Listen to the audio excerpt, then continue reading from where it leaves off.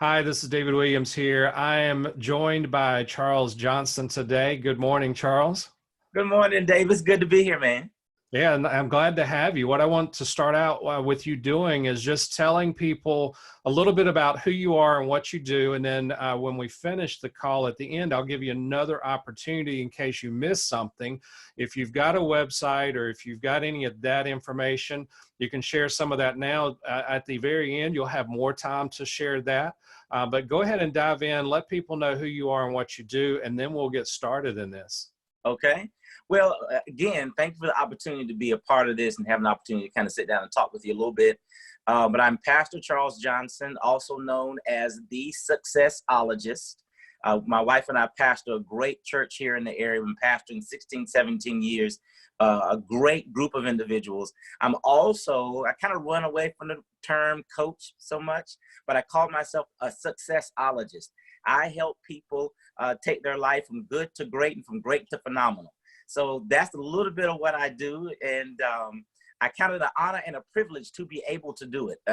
For some people, it's a job. Some people, because you're not doing something else, oh, I'll go do this. Well, no, that's not me. It's who I am. It's what comes out of me naturally. So it's not something that I have to do. I get to be able to help people take their lives from good to great and from great to phenomenal. So again, thank you for allowing me to be a part of this. That's good stuff. I appreciate it. I want to, dive in with what we're going to talk about today. And I'm going to take some notes along the way. So if people think I'm not paying attention, I'm actually taking some notes. And what I wanted to do is go ahead and have you start by talking about things that people do in good times and in bad. And obviously you mentioned that you're a pastor and also do the successology stuff. And the thing that I think we all know is when times are good, sometimes we forget to do certain things because times are good. And then when times become bad, then we start thinking about, oh, I need to do this more. I need to do that more. And so without going down a very negative path, which I know you well enough. I've known you for years. I don't expect anything but like that dynamic Charles Johnson used to. But with that said, talk about good times and bad times, because you have a unique experience being a pastor and having that as part of what you do. So I'm going to let you dive in and talk for a little bit. I may take some notes, and then once I hear some things that you say, I may come back to some of those and say, well, broaden that a little bit more. So go ahead and dive in and talk to me. Well, one of the things I've realized from being a pastor, as well as just being in the community and talking to people, is that when times are good, we tend to take those times for granted. We always feel as if times are always going to be good. So when bad times do happen, we find ourselves almost lost, almost confused, a lot of anxiety, stress, that kind of thing. So what I typically teach people is that times are what they are. They're neither good nor are they're bad. You make them into what they are. Sometimes we'll go through certain things, and you'll go through something and you'll grow from it. Another person will go through something and they'll destroy their whole life. The situation was the same. It's the person's perception. It's how they handled it. It's how they thought this was going to work out or wasn't going to work out. That's what affected them. So the thing I typically try to teach people is let it be what it's going to be. You make the decision on how it's going to affect you. One thing I know is that because, if you were mad about something, doesn't necessarily mean I got to be mad about it. I get the chance to make that decision. And many times we forget, David, we forget that we do have a choice, that circumstances are what they are, but you have a choice on how it's going to affect you, how you're going to respond to this particular situation. You don't have to be afraid. Fear is a choice. You don't have to be angry. Anger is a choice. So personally, I choose to wake up happy and for no reason. You don't have to have a reason to be happy. Just be happy. If you do need a reason, start counting blessings. Start looking at all the great things that are going on in your life. Start looking at the house you live in, the car you drive, the air you're breathing, the food you're eating. Start looking at, I wake up, I wake up to a beautiful woman every morning. That's a blessing. That's a blessing. So start looking at those things that are good. Because what I do know is that where your focus is, your energy also goes in that direction. So if I focus on the negative, if I focus on things that aren't going well, if I focus on my problems, I'm going to get more of those things to complain about. You can't complain your way into a good life. It just doesn't work that way. So then, and it's not so much you want to ignore reality. We're not trying to ignore reality and pretend it's not there. No, again, you make the choice. I know that's going on over there. I get it. But I just choose to focus on this. And God has given us a great ability that whatever we put our attention on, it grows, it expands, we get more of it. So I have a choice now with what I want to grow in my life, the negative, or do I want to grow the positive? Poverty, prosperity, sickness, or health. What do I want to focus on? What you want to come more into your life? That's what I focus on. So that's and that's exactly what I was writing down. That's what I focus on. Is what I just made the note. And so you said a lot of really cool things. You choose to wake up happy. And there are things that we all have blessings in our life. I mean, there are challenges. There may be circumstances that we can't control. There may be someone in our family that's suffering that causes us to feel concern for them and things of that nature. But I think we can still we all still have blessings in our life. And yes. I think you said a lot of really good stuff in there. We get, by focusing on things, we can focus on the positive, because you and I both know that if you focus on the negative, what ends up happening is you end up getting into a rut, right? You start, yes. and then it's, and then you will a lot of times surround yourself with other negative people who are just going to reinforce it. And everything is terrible and the world is, going downhill fast. And you can always find those people to support you if you have a woe is me attitude, right? But likewise, you can find the people that will support you with the positive stuff. So there are a couple of things that you said.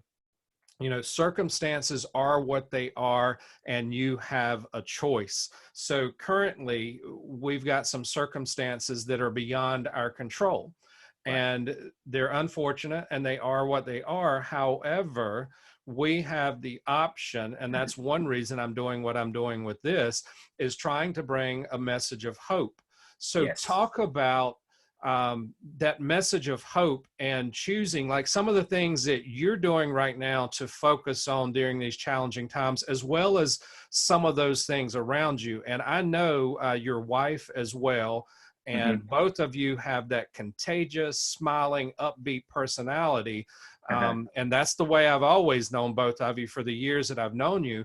But talk a little bit about what you guys are doing, choosing to focus on, and what you've kind of seen out there. Even if somebody's got in a rut and they start saying, woe is me, what kind of advice or how have you helped redirect them? Well, one of the things that my wife and I do, and we've made this really a habit, is that we don't watch a whole lot of media. We just stay away from a whole lot. We watch just enough to know what's going on. But once we get our feel, we step back. Because one of the things that I learned about myself, there was some years ago that I would watch the news in the morning, I would watch the afternoon, I would watch the 5:30, the 6:30, and the 11. And in between, there are the major networks that come on.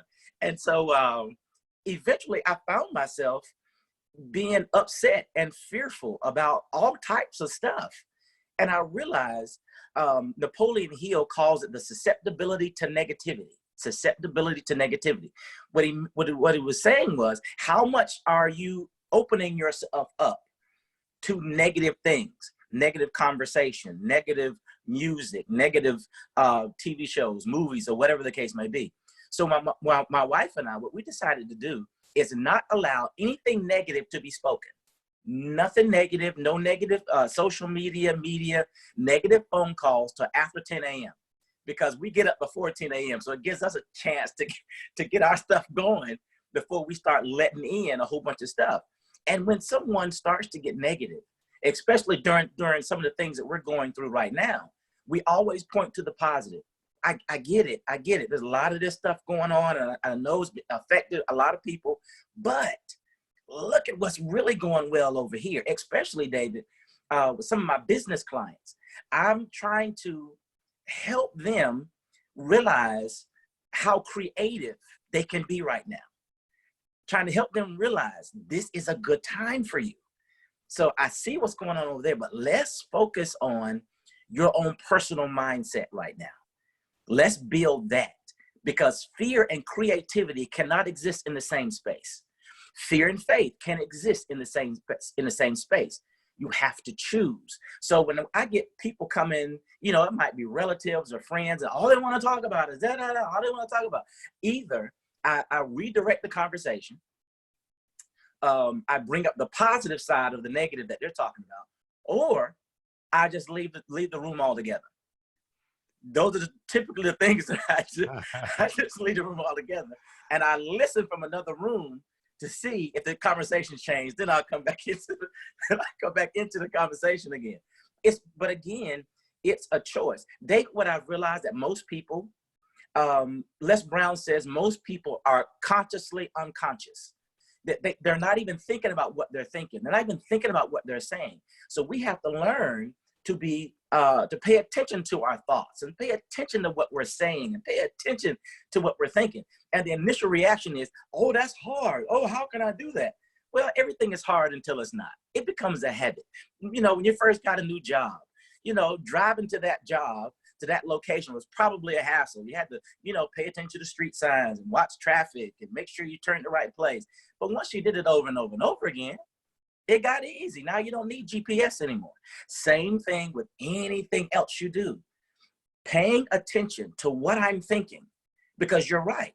You'll find confirming thoughts that will go with the thought before it.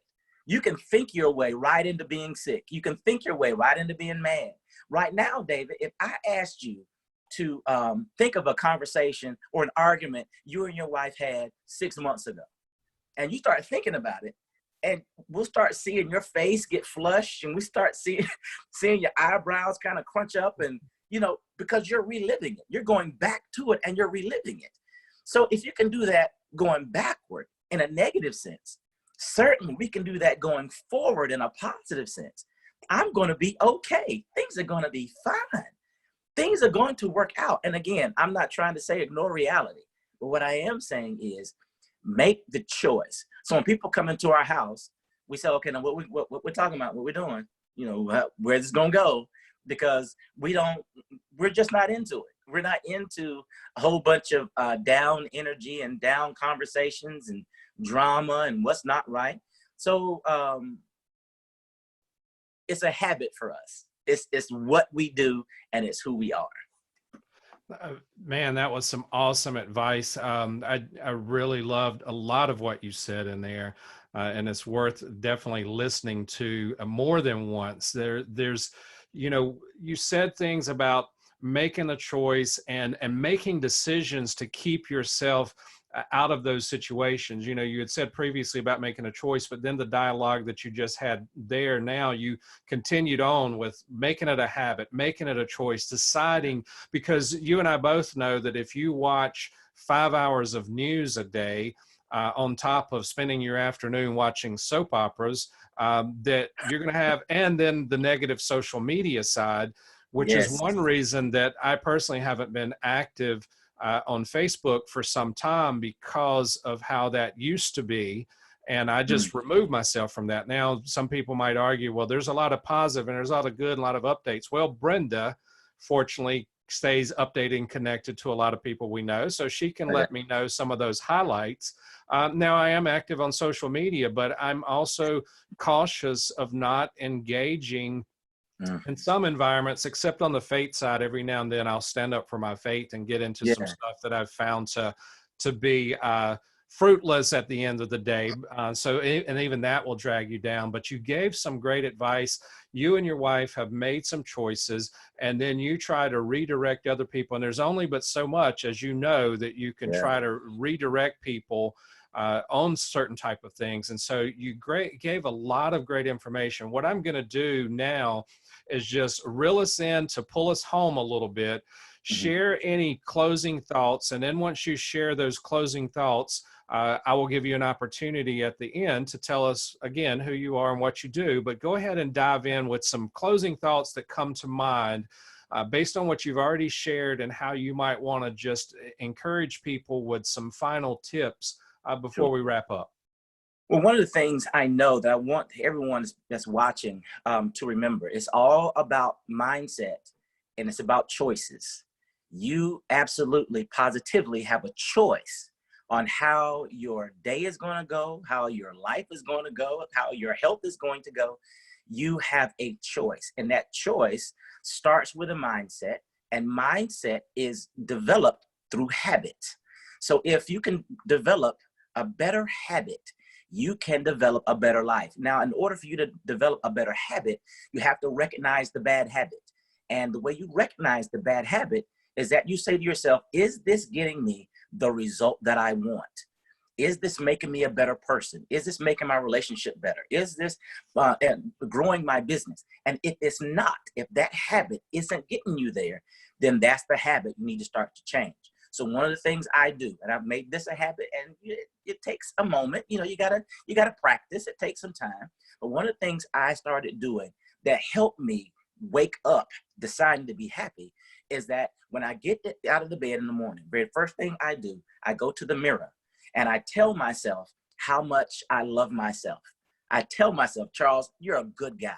Charles, you know what? You're creative. You're wonderful. You're magnificent. If God has already decided that you are his masterpiece, you're his righteousness, if he's already decided that you wouldn't be here unless he wanted you to be here, me saying I love me does not offend him. He agrees with me. So if you can develop that one thing, just get up in the morning and congratulating yourself for seeing another day, for saying to yourself how wonderful you are, how loved you are, how magnificent you are. That begins to make the biological change in your physical brain, actually, but it also begins to give you an upbeat. It begins to change how you look at the rest of your day. So if I would want you to walk away with anything, it's choices, habits, and mindset. Choices, habits, and mindset. Start looking at those three things, your life will change dramatically. Wow. I'm jotting those down. Obviously, I can go back to the end, but choices, habit, and mindset. That's some great closing advice. Leaving those points, I hope that people that are watching this or maybe listening to it on the podcast will make better choices, will change their mindset, will create new habits, and decide what habits that they have now that are not being productive in both their personal and professional life, as well as their faith life.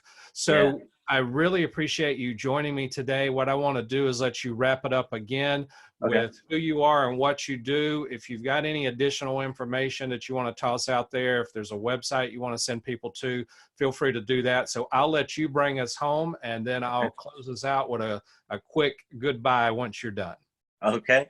Well, again, David, thank you so much for this opportunity to spend some time with you, and for those that are watching and for those that are listening.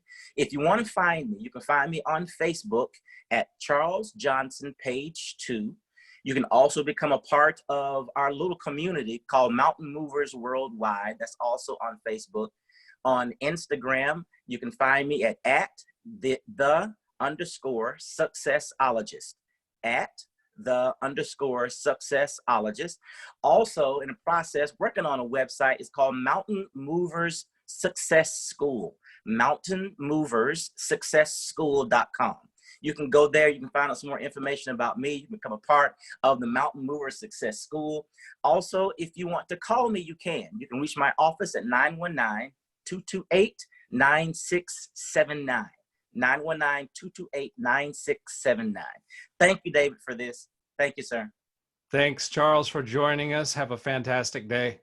You as well. Many blessings.